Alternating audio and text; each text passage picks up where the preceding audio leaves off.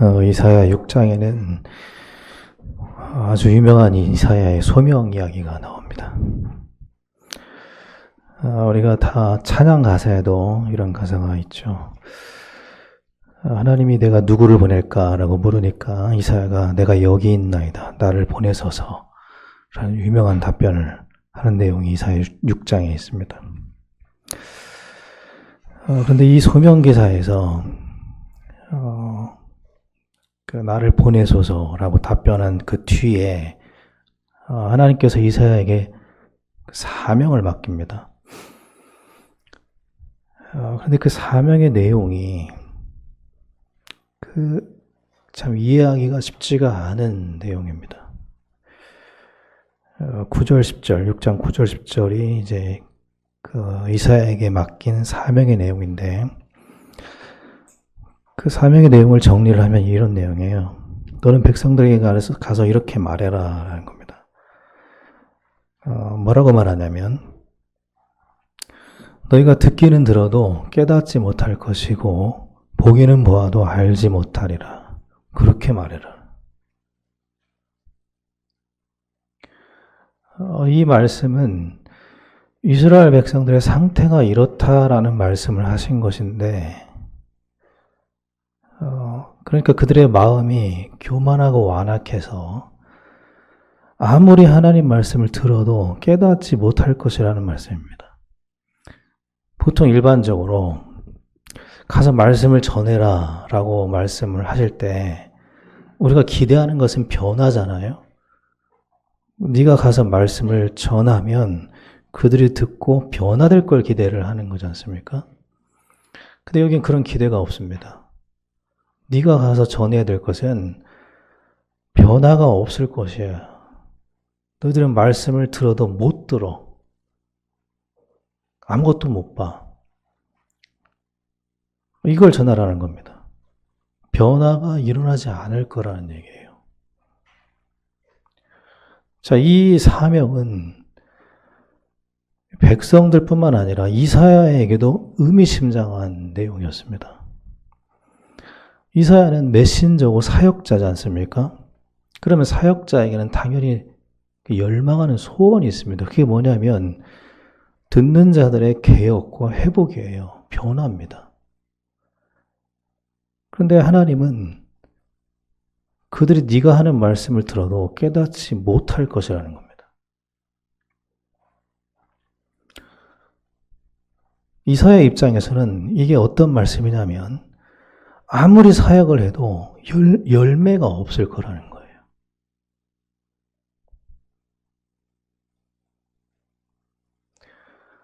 아무리 하나님 말씀을 전해도 이사야가 원하는 개혁과 회복은 실패할 것이라는 걸 알고 사역을 시작해야 된다는 겁니다. 이게 잘 이해가 안 되잖아요. 아니 말씀을 전하면 변화를 기대하는 게 정상인데 변화 안 된다는 겁니다. 그 이사야의 사역의 실패는 하나님의 뜻이라는 겁니다. 그 이사야는 이 사역을 하면서 말씀을 전해도 백성들이 아무런 변화가 안 일어나는 것을 하나님의 뜻으로 알고 있어야 됐습니다. 사실 사역자에게 괴로운 일이죠.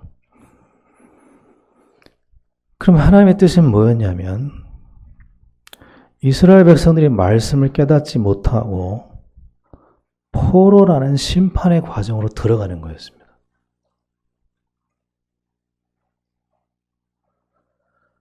그러니까 하나님의 뜻은 말씀을 듣고 회개하는 것에 있지 않았습니다. 이때 당시에. 포로로 들어가는, 포로의 과정으로 들어가는 게 하나님의 뜻이었어요. 그래서 이사야는 그들이 알아듣든 못하든 그냥 계속 말씀을 전해야 됐습니다. 뒤이어서 하나님 이렇게 말씀하십니다. 10절에 보면은 너는 백성의 마음을 둔하게 해라. 귀가 막히고 눈이 감기게 해라. 아니 눈을 열어줘야 될 선지자에게, 사역자에게 귀가 막히고 눈이 감기게 하라. 근데 이사야에게 그럴 능력이 있겠습니까? 이사야가 어떻게 백성들의 마음을 둔하게 하고 그들의 귀를 막히게 하고 눈을 감기게 할 수 있습니까? 이사야는 고의로 거짓을 전할 수가 없잖아요. 사역자가. 또 일부러 틀린 말을 전할 수도 없었습니다. 그래서 이사야에게는 그들의 마음을 완악하게 할 수 있는 그런 능력이 없어요. 그냥 말씀을 전할 뿐이죠. 그래서 이 지금 해석은 우리가 조금 바르게 해석할 필요가 있는데, 뭐뭐 하라라고 하는 명령, 히브리어 이 명령은 문법적으로 미래형과 똑같습니다. 그래서 명령형으로 해석을 해도 되고 미래형으로 해석을 해도 문법적으로는 전혀 틀리지가 않아요. 그래서 많은 학자들은 이 부분을 미래형으로 해석을 합니다. 그러니까 이 말씀을 어떻게 해석을 하냐면 이렇게 해석을 합니다. 그들은 눈이 감길 것이다. 그러니까 아무리 말씀을 전해도 그들은 귀가 닫힐 것이다. 그러니까 아무리 말씀을 전해도 그들은 마음이 둔해질 것이다. 그게 조금 더 흐름상 맞는 해석이라고 생각합니다. 이 말씀은 어떤 의미냐면 이런 의미입니다. 하나님께서 백성들의 그 완악한 마음을 그냥 그대로 내버려 두시겠다라는 말씀이에요. 말씀을 들어도 깨달을 수 있는 은혜를 주시지 않고 그냥 그 완악함 그대로 내버려 두겠다. 그들의 교만한 그 마음 그대로 그냥 내버려 두겠다. 그런 의미입니다. 하나님께서 바로왕의 마음을 완악하게 하셨다라는 성경 말씀의 정확한 해석은 그 마음을 악하게 만들었다라는 의미가 아니고 그 완악함 그대로 내버려 두셨다는 의미입니다. 하나님은 일부러 누군가의 마음을 악하게 만드는 분이 아니잖아요. 그냥 그 마음 그대로, 그 완악한 마음 그대로 하나님 말씀을 멸시하는 그 마음 그대로 그냥 내버려 두시고 은혜를 주지 않겠다는 겁니다. 그래서 그들은 회개할 수 없는 상태가 될 거라는 거예요. 다시 돌아와서 고침을 받을 수가 없다는 겁니다. 10절 마지막 부분에 보면 그렇게 돼 있죠. 다시 돌아와서 고침받는 걸 막으십니다. 그게 하나님의 심판이었어요. 그러니까 하나님의 심판은 포로가 아니고 하나님 심판은 뭐였냐면 말씀을 들을 수 없는 상태를 그냥 그대로 내버려 두는 거예요. 그 하나님을 멸시하는 완악한 마음 그대로를 그냥 놔두시는 거. 그게 심판이었습니다.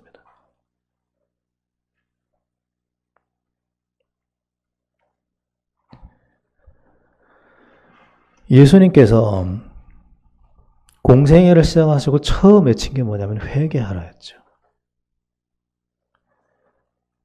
회개는 은혜가 와야만 가능한 것이잖아요.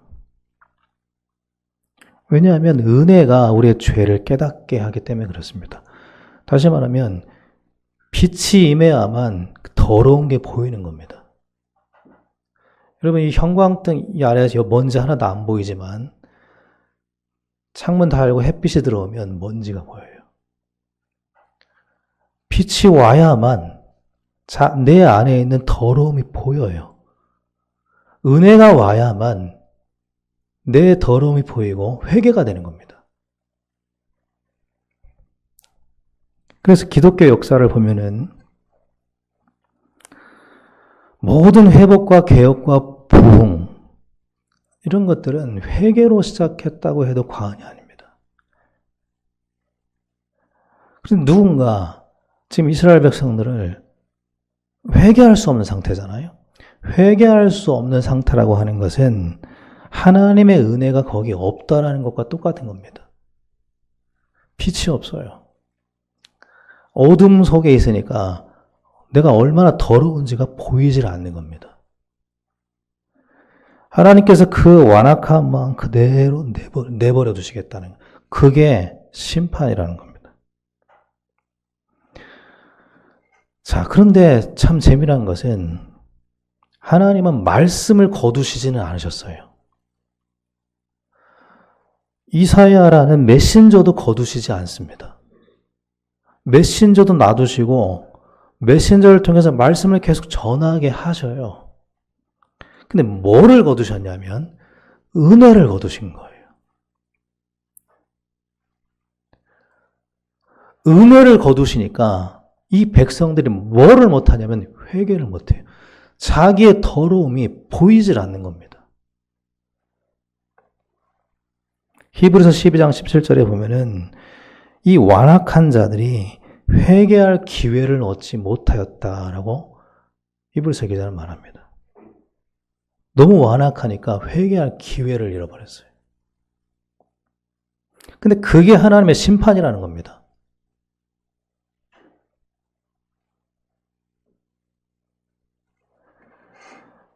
은혜가 없으면 회개도 없습니다.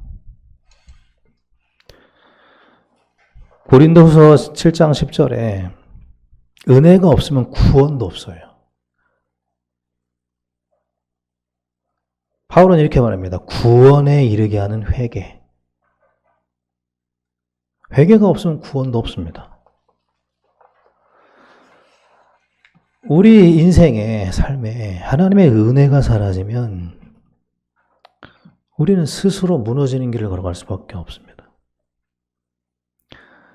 이사야는 하나님의 은혜, 말씀은 있지만 말씀을 가지고 자기를 돌아볼 수 없는 완악한 상태, 그 은혜가 떠난 상태, 회개하고 돌이킬 수 없는 상태, 그리고 앞으로 이스라엘 백성이 걸어갈 비참한 상태, 그걸 봤습니다. 이사야는 이스라엘의 갱신을 원했고 회복을 원했거든요. 근데 그런 게 보이는 게 아니라 너무 교만하고 완악해서 하나님의 은혜를 도무지 필요로 하지 않는 걸 봤습니다. 그리고 멸망의 길을 걸어가는 백성들의 모습이 보였어요. 그래서 하나님께 묻습니다. 11절에 이렇게 묻죠. 언제까지 이렇게 됩니까? 언제까지 이런 길을 걸어가게 됩니까? 이 질문에 대해서 하나님이 이렇게 답변을 하십니다. 11절부터 13절까지가 그 질문에 대한 하나님 답변이 너무 유명한 말씀이죠. 이 11절부터 13절까지 이 말씀을 간단하게 정리하면 이런 말씀이에요. 이 땅이 황폐해지고 백성들이 멀리 옮겨지는 때까지다. 멀리 옮겨진다는 것은 바벨론 포로를 말합니다. 포로가 될 때까지. 포로가 될 때까지라는 말은 뭐냐면 너희들이 지키려고 했던 그 모든 것을 빼앗기는 때까지. 그리고 너희들이 그렇게 경멸했던 그 이방인들의 지배를 받게 될 때까지. 또 모든 것이 황폐해져서 싹 다 빼앗기고 비워져서 마음이 가난해질 때까지. 그게 황폐함입니다. 그때까지. 그러니까 하나님이 지금 어디로 몰고 가시는 겁니까? 가난한 자리로 몰고 가시는 거예요. 너희 마음이 가난해질 때까지라는 겁니다. 황폐해질 때까지.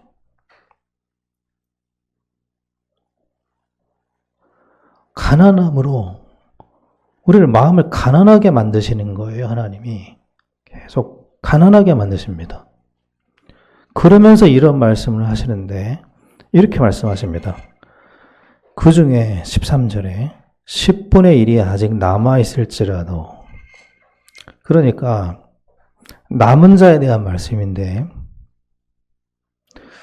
이 남은 자들은 분명히 그 완악한 백성들과는 다른 사람들이에요. 이 사람들은 하나님의 경외하는 사람들을 말합니다. 그 사람들을 하나님이 남기시겠다라는 거예요. 근데 그 뒤에 말씀이 놀라운 겁니다. 10분의 1을 내가 남겨놓겠다. 일부를 남겨놓을 것이다. 하나님을 경외하는 믿음의 사람들이 남을 것이다라는 겁니다. 근데 그 남은 사람들, 그들에 대해서 하시는 말씀이 뭡니까? 이렇게 기록이 되어 있습니다. 10분의 1이 아직 남아있을지라도 이것도 황폐하게 될 것이다. 우리가 기대하는 건 뭐냐면 기대를 다 깨는 거죠, 하나님께서. 우리가 기대하는 건 뭐냐면 그 믿음의 사람들을 통해서 회복이 일어날 것이다 일 텐데 하나님은 뭐라고 말씀하시냐면 그 남은 자들, 믿음의 사람들, 하나님을 경외하는 자들이 남아있을지라도 그들도 황폐하게 될 것이다.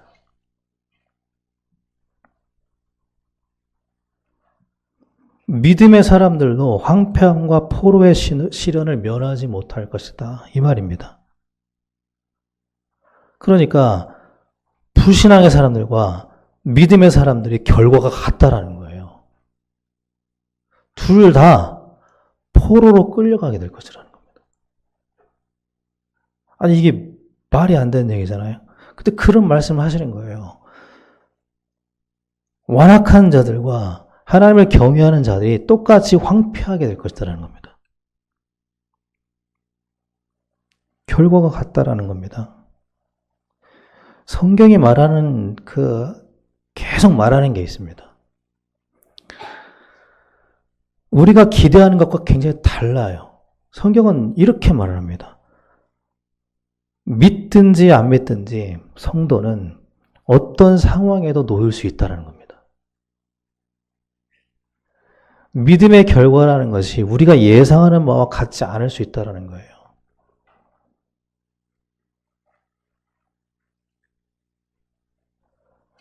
여호수아, 갈렙, 모세가 믿음이 아무리 뛰어나도 불신하던 이스라엘 백성들과 함께 광야라는 결과 속으로 들어가야 된다는 겁니다. 근데 결과가 같아도 다른 게 있다는 거예요. 믿음의 사람들과 불신앙하는 자들은 같은 결과 속에 있더라도, 같은 황폐함 속에 있더라도 다른 게 한 가지가 있다는 겁니다. 뭐가 다르냐면 그들의 마음 자세가 다르다는 겁니다. 믿음의 사람들은 어떤 상황에 놓여도 하나님을 끝까지 신뢰한다는 겁니다. 반대로 완악한 사람들은 어떤 상황에 놓이든지 하나님을 불신한다는 거예요. 하나님이 없는 것처럼 살아간다는 겁니다. 응답이 와도 그렇다는 거예요. 그러니까 마음이 완악한 사람들은 홍해가 갈라져도 하나님을 멸시한다는 겁니다. 그리고 다른 뭔가를 필요로 한다는 겁니다. 그러나 하나님을 경외하는 사람은 응답이 오든 안 오든 하나님을 신뢰하고 하나님을 의지하고 하나님의 은혜를 구한다는 겁니다. 그게 다르다라는 거예요. 다른 것이 결과에 있는 게 아니라는 겁니다. 중심에 있다라는 거예요. 중심에. 다른 게. 근데 그 중심을 하나님은 아신다라는 겁니다.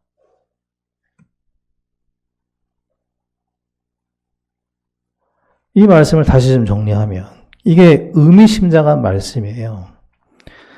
하나님을 경외하는 믿음의 사람들도 다 황폐해진다. 다 똑같이 황폐해진다. 다 그런 상황에 동일하게 들어가게 된다. 그런데 그 믿음의 사람들이 남아있을지라도 황폐하게 될 것이라는 그 말은 뭐를 말씀하시기 위한 겁니까? 이걸 하나를 말씀하려고 하는 거예요. 믿음의 사람들도, 하나님을 경외하는 믿음의 사람들도 회복의 희망은 될 수 없다는 걸 말씀하고 싶은 거예요.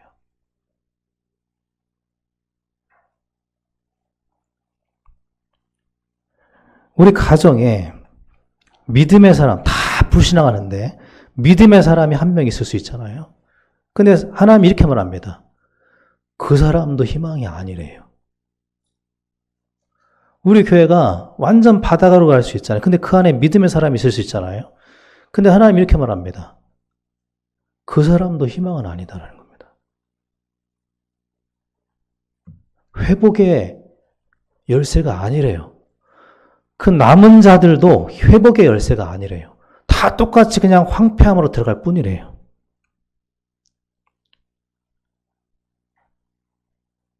그리고 뒤에 이어서 이렇게 말씀하십니다. 그 뒤에 보면 이렇게 말씀하시죠. 남아있는 사람도 다 황폐하게 될 것이다. 그 황폐함을 다시 일으키는 회복의 주역이 될 수는 없다란 말입니다. 황폐함의 문제를 해결할 수 없어요. 믿음의 사람들도. 그러면서 이렇게 말합니다. 밤나무로 상수리 나무가 배임을 당하여도 그루터기엔 남아있지 않냐. 그러면서 이렇게 결론을 말씀하셔요. 이게 지금 하나님 우리에게 하고 싶은 핵심의 말씀이에요. 거룩한 씨가 이 땅의 그루터기다. 다 황폐하게 배임을 당하도 그루터기가 남아있으면 그 그루터기가 희망이 아니냐. 근데 그 그루터기가 누구냐면 거룩한 씨가 이 땅의 그루터기다. 거룩한 씨가 회복의 열쇠라는 겁니다. 그러면 거룩한 씨는 누구를 말하는 겁니까? 예수 그리스도를 말하는 거예요. 하나님이 지금 전달하고자 하는 메시지는 한 가지예요. 이 땅의 희망은 오직 예수뿐이다라는 겁니다. 이 하나를 말씀하시는 겁니다. 우리는 희망을 사람에게 기댈 때가 많습니다. 어떤 믿음의 사람이 희망이라고 생각할 때가 있거든요. 근데 하나님은 아니래요. 이 땅의 희망은 거룩한 씨밖에 없다. 예수 그리스도밖에 희망이 없다. 우리가 예수님 외에 구원받을 길이 없잖아요. 성경 전체에서 희망은 오로지 예수 그리스도에게 집중되어 있습니다. 우리가 후대를 위해서 물을 주고 심는 것은 당연히 해야 될 책임입니다. 그러나 성경은 하나님은 뭐라고 말씀하시냐면 그들도 희망이 아니래요.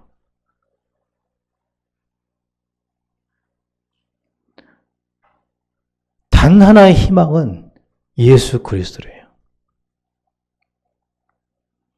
성경은 어떤 특정한 사람을 희망으로 여기는 법이 없습니다. 이게 정말 중요한 가르침이죠. 심지어 하나님을 경외하는 믿음의 사람도 희망으로 여기지 않습니다. 그들 자신도 자기를 희망으로 여긴 적이 없어요. 요셉이 자기를 희망으로 여긴 적이 없습니다. 하나님을 희망으로 여겼죠. 하나님의 희망이면서 우리의 희망은 예수 그리스도입니다. 오직 예수뿐이에요. 그 자리를 대신할 수 있는 인간은 존재하지 않습니다.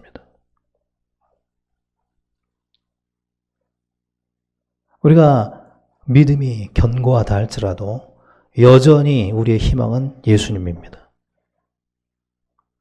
사실은 믿음이 견고한 사람은 이미 알고 있죠.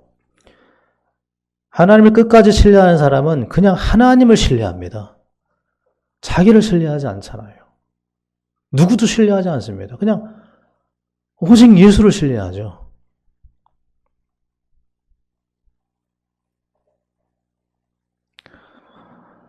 믿지 않는 자에게나 믿는 자에게나 필요한 것은 하나님의 은혜고 하나님의 은혜이신 예수 그리스도입니다.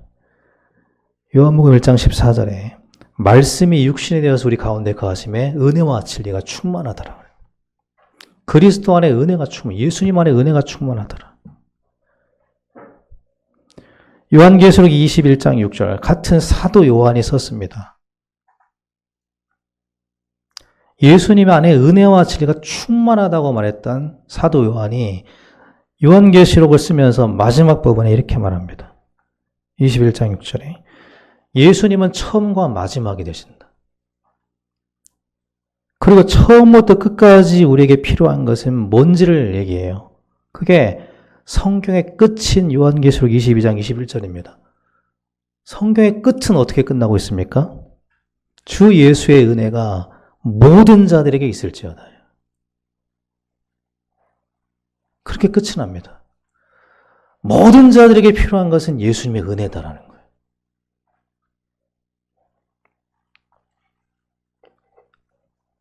은혜가 필요합니다. 그 은혜가 사라진 것이 하나님의 심판이었어요. 은혜의 방패, 다윗은 은혜를 방패처럼 표현했거든요. 전쟁터에 나가서 방패가 사라지면 그건 죽음입니다. 우리 인생에 있어서 하나님의 은혜는 방패와 같은 거예요. 그 은혜의 울타리를 하나님이 걷어가신 게 심판이에요. 은혜가 사라지면 말씀을 들을 수가 없습니다. 말씀을 들을 수 없으면 빛이 내게 임하지 않으면 내 안을 돌아볼 수가 없어요.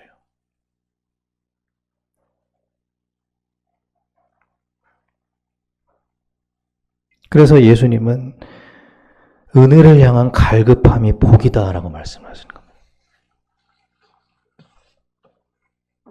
심령이 가난한 자가 복이 있다. 애통하는 자가 복이 있다. 의에 줄이고 목마른 자가 복이 있다. 의는 예수님 자신이잖아요. 나를 향한 목마름이 있는 자가 복이 있다. 나를 향한 애통함이 있는 자가 복이 있다. 나를 향한 가난함이 갈급함이 있는 자가 복이 있다. 갈급한 자가 복이 있다. 은혜를 향한 그 갈급한 마음, 하나님의 은혜가 아니면 살 수가 없다라는 그 마음 자세가 인생의 복이라는 거예요. 여러분, 우리 인생 신앙생활에서 진짜 주의해야 될 게 이겁니다. 내 안에 갈급함이 사라지면 안 된다는 겁니다. 그래서 모세는 이 갈급함이 사라질 것을 염려했습니다. 신명기 8장 11절에서 18절까지를 보면은 모세가 백성들에게 이렇게 얘기합니다. 너희들이 가나안 땅에 들어가서 번성하게 되고 은과 금이 증식하게 되고 소유가 풍부해질 때 하나님 여호와를 잊어버릴까 내가 염려가 된다. 그러면서 과거를 상기시키면서 이렇게 얘기합니다. 하나님 우리를 광야에 두신 이유가 뭐냐? 그것은 우리를 낮추시기 위한 거 아니었냐? 우리를 낮추셔서 그리고 뒤에 이렇게 얘기해요. 복을 주기 위함이었다. 그러니까 모세가 알고 있는 건 뭐냐면요. 낮아지는 게 복이에요. 하나님을 향한 낮은 마음이 복입니다. 갈급한 마음이 복이에요.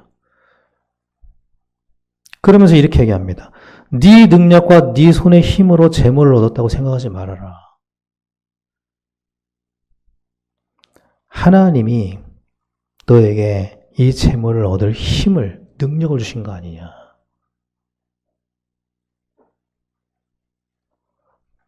이 갈급함이 사라질까 봐 모세는 정확하게 이 단어를 썼어요. 염려가 된다라고 했습니다.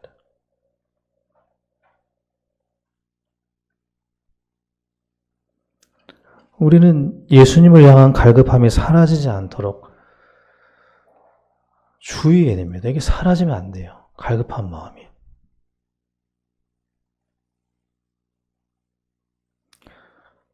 우리 인생은 은혜가 아니면 안 되는 인생입니다. 하나님의 은혜가 아니면 우리는 우리 자신이 걸림돌 되는 인생이에요.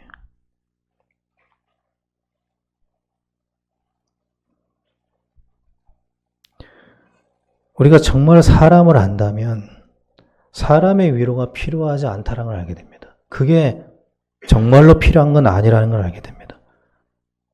혹시 그 사람이 내가 의지하고 싶은 믿음의 사람이라 할지라도 그는 황폐함을 돌이킬 힘이 없다라는 걸 알게 돼요. 믿음의 사람일지라도요. 구원을 일으킬 힘이 없어요. 그가 믿음의 사람이라도. 하나님은 단 한 가지를 말씀하고 싶어 합니다. 거룩한 씨가 이 땅에 그릇되다. 인생의 유일한 희망은 오직 예수뿐이다.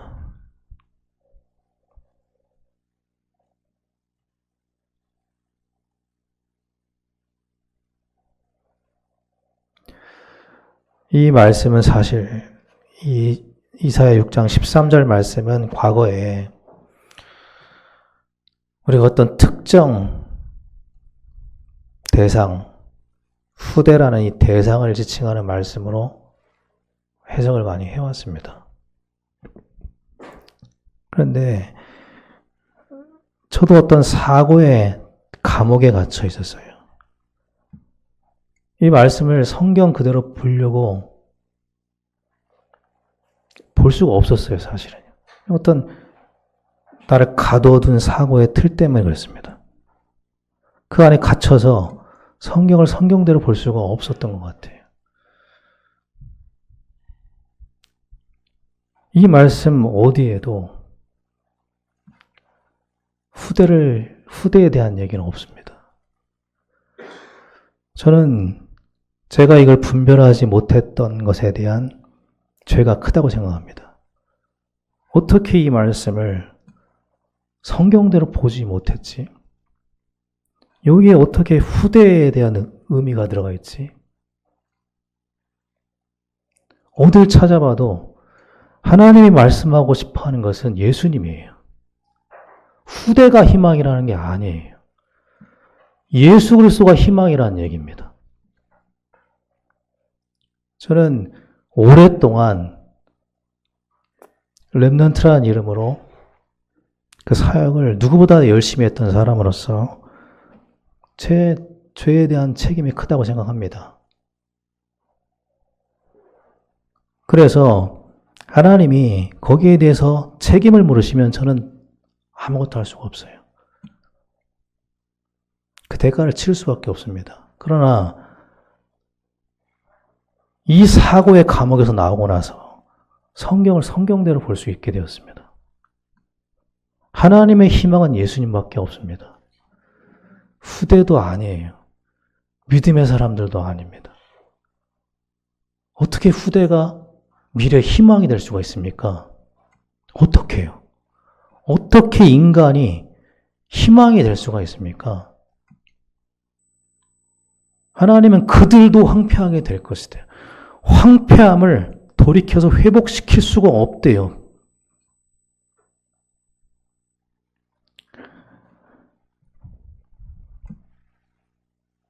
지금 이후로 오직 예수님이 우리의 희망이라는 사실을 잃어버리지 말고 예수님을 붙잡으시길 바랍니다. 정리하겠습니다. 이사야서는 두 종류의 성도를 대상으로 하고 있어요. 한 부류는 교만하고 완악하여 말씀을 듣지 않는 성도들이고, 한 부류는 하나님을 경외하는 믿음의 성도들입니다. 그런데 이 두 종류의 성도들은 모두 포로라는 고난의 길을 걷게 됩니다. 서로 다른 결과의 길을 걷는 게 아니라 같은 결과 속에 놓여지게 된다는 거예요. 포로라는 같은 결과. 그런데 그들이 다른 게 있다라는 걸 성경은 말합니다. 결과가 같더라도 하나님 보시기에 다른 게 있대요. 그들의 중심이 다르대요. 믿음의 사람들은 어떤 상황에 놓이든지 하나님을 신뢰한대요. 그리고 그 속에서 어디에 있든지 그 속에서 함께 하시는 하나님을 누린다는 겁니다. 그러면서 알고 있는 게 한 가지가 있는데, 자기가 아무리 믿음이 좋아도 자기가 희망이 아니라는 걸 안다는 거예요. 희망은 예수님이라는 걸 알고 있는 게 믿음이라는 겁니다. 그걸 겸허하게 인정한다는 겁니다. 오늘도 여전히 예수님만을 신뢰하고 그 뒤를 따르며 살아간다는 겁니다. 그리고 하나님의 은혜를 구한다는 겁니다. 그 사람을 성경은 예수님은 이렇게 말했습니다. 마음이 청결한 자예요. 마음의 청결함은 믿음의 깨끗함을 말하는 겁니다. 믿음의 순수함, 하나님을 끝까지 신뢰하는 경외를 말해요. 그 마음이 청결한 자는, 오직의 믿음을 가진 자는 하나님을 볼 것이다. 하나님이 하시는 역사를 보는 자가 될 것이다. 우리가 이 길 위에 서게 되길 바랍니다. 어느 상황에 놓이든지 상관없이요. 어느 상황에서든지 하나님을 신뢰하고 하나님이 하시는 것을 보는 그런 하나님의 은혜 안에 있는 우리 모든 하왕교회 성도님들 되기를 예수님의 이름으로 축원합니다.